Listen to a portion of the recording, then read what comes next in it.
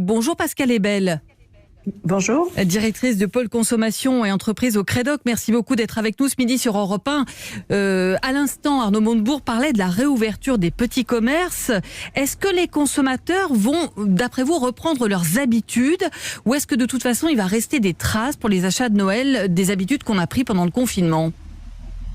Alors ce qu'on sait, c'est que de toute façon, même s'il n'y avait pas eu de confinement, les Français auraient moins acheté cette année que l'année dernière. C'était dans l'histoire de vouloir épargner. En fait, les gens sont très inquiets en fait pour l'année prochaine.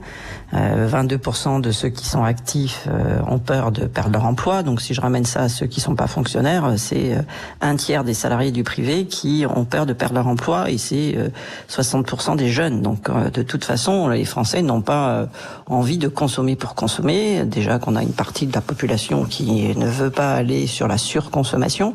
On a un peu oublié qu'il y avait du boycott sur le Black Friday l'année dernière, avec notamment des grandes enseignes qui disaient n'allez pas acheter trop en fait. Donc il va pas y avoir des achats en plus, même si ça va faciliter les achats. On sait qu'au mois d'octobre, on a fait un mois de 25% plus important que l'année dernière sur certains secteurs comme les achats de jouets.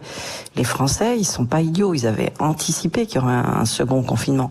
Et donc les achats de Noël, ils ont déjà été faits en partie. C'est de plus en plus, on commence les achats de Noël tôt.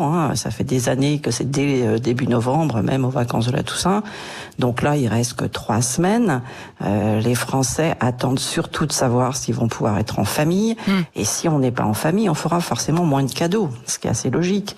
Cette question d'offrir des cadeaux était déjà un peu en perte d'habitude, de rituel. On avait perdu l'envie de faire des achats à tous les adultes. On achète surtout pour les enfants.